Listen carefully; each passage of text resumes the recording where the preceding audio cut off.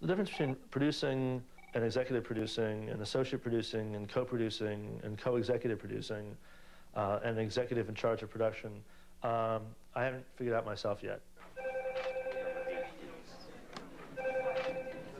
Good machine.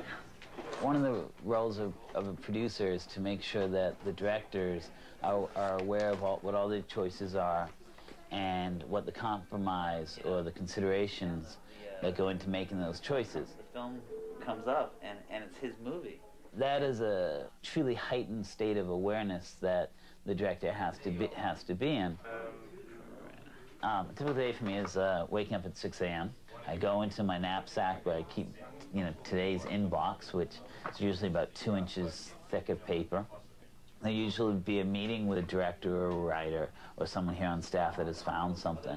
No serious cost. Ted is a real production-oriented person. He knows physical production. At the same time, Ted is a reader and a thinker, and that's rare. You don't get people who work 12 to 14 hours a day on film sets and then go home and read scripts. It just doesn't happen, and he really is the exception. These are the active files over here of the different projects that we're involved with. This is, of course, Che, who ended up on the wall prior to a meeting we had with some Wall Street investment bankers.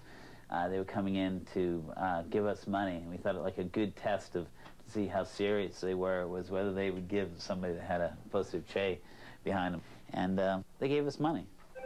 Although I'd hate to have to settle for what just granted us. I got involved in producing no-budget films by necessity.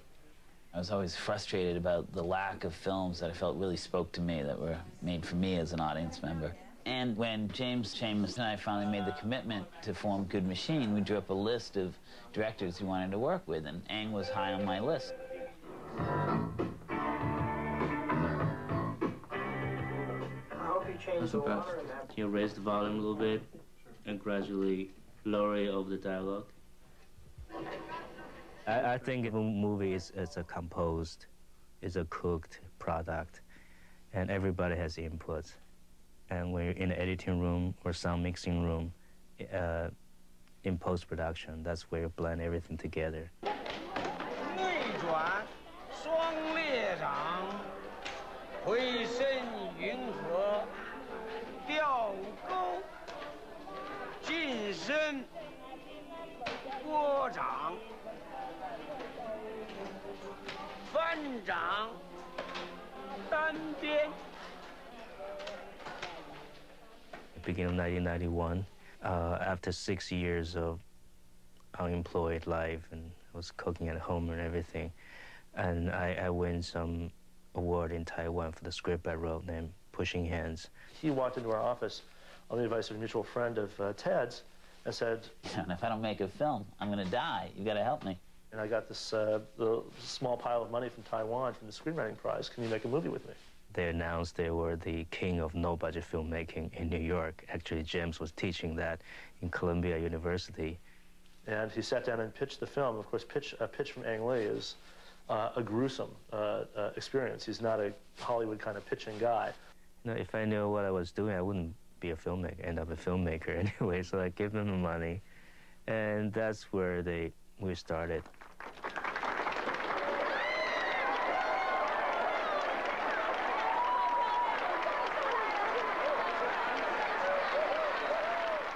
The production process was something that on Pushing Hands and Wedding Banquet, Ang wasn't yet familiar with, and Ang became very schooled in that sort of low-budget realm. It's not necessarily the case that you have to define yourself as an independent filmmaker or somebody who hates Hollywood movies. Far from it. In fact, what I think you need to define yourself as somebody who makes movies using a variety of means, many of which are more than available in Hollywood, and which Hollywood filmmakers do incredibly well, and others of which you find yourself on the street, or in your backyard, or at the local grocery store.